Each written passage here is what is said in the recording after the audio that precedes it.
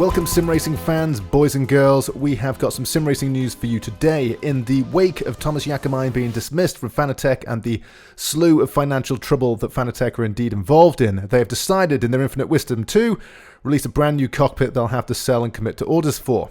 Behold, the CSL COCKPIT, priced at €399.95, including tax plus shipping and tax if applicable. So let's just enlarge this and have a little bit of a look. As you can see, it's an aluminium profile construction. It's got some yellow accents. There seems to be a range of adjustability there, and it looks relatively lightweight. If we just take a little bit of a look, it is built as it looks for the CSL DD, although it does support every FANATEC direct drive wheelbase, and it doesn't come with a seat. As you can see here, there's a gentleman posing, looking at what it would look like with him sat there with some suede shoes. An interesting choice for sim racing, but each to their own. And here it is without the guy demonstrating it, and also it in a karting sort of setup by inverting it, which actually, that looks pretty cool. I'll give them that. If we just have a little bit of a look, we'll look down at the marketing speak. Again, it says it ships within 4 to 7 days.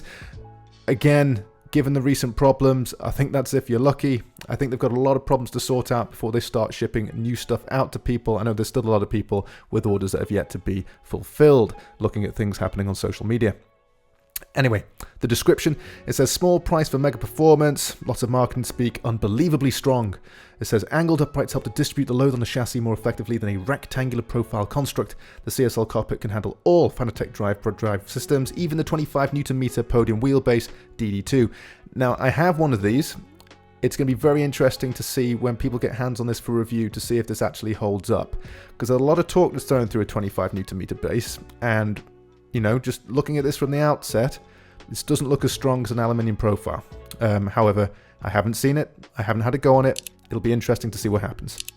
They do say it's got a GT driving position, but by inverting it, as I showed you just before, you can change it into a karting position as well, which I think is quite cool. Right, okay, so that's cool. Consistency is everything.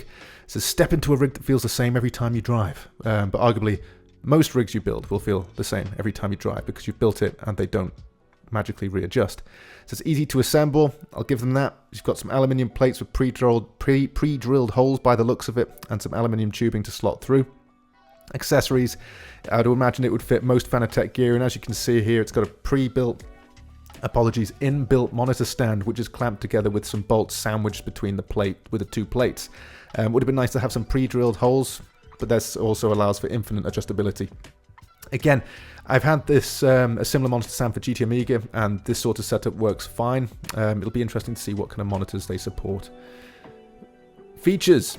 Says super strong. It's designed for FANATEC wheelbases, strong pedal plates. It's going to be interesting to see. Now, it doesn't specify the amount of pressure that you can put through those load cells for what they've rated it for. Right, so it'll be interesting to see if some of the higher end pedals with max elastomers, such as the Hussenfeld Ultimate Pluses, will be able to be put on this without this thing flexing. So it supports most standard racing seats. It does look like it might fit a seating bracket, but it's going to be interesting to see how many seats actually fit on this thing. But they've only included two here, the Sparco Pro, the Sparco Pro 2000 QRT. Be nice to see a full list. It says it's innovative wheelbase mounting design bracket. Gives a couple of things about how much you can adjust it, 0 to 30 degrees with regard to its angle, and stepless adjustable distance to seat 80 millimeters in range. So it's got an element of adjustability.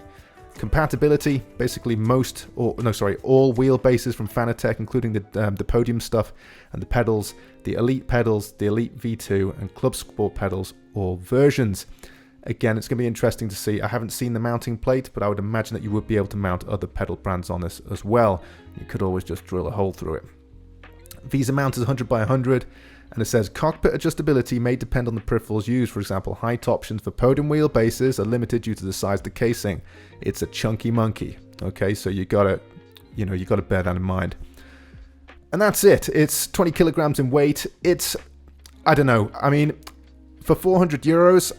I think, if we go to something like SimLab, say here, we've got the GT1 Evo Sim Racing cockpit for $347, which is aluminium profile, and it's built to withstand a bomb, and you can basically adjust that, and you can add to it fairly easily.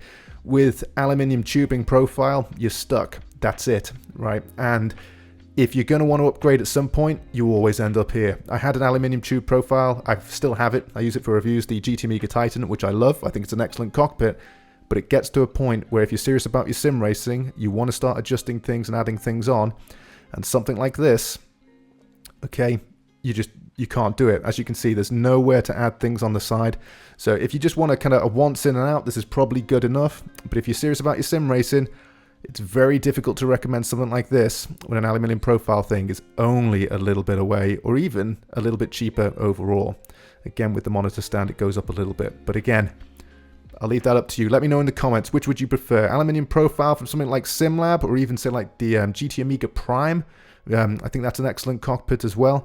Or are you interested in this? Do you think this is also a smart thing in the wake of FANATEC having financial trouble and Thomas Yakamai getting dismissed? Right, okay, it's interesting, isn't it? It's interesting they've chosen now in order to release this. Anyway, if you found value, like and subscribe, and as always, keep it to TTR, take it easy, bye for now.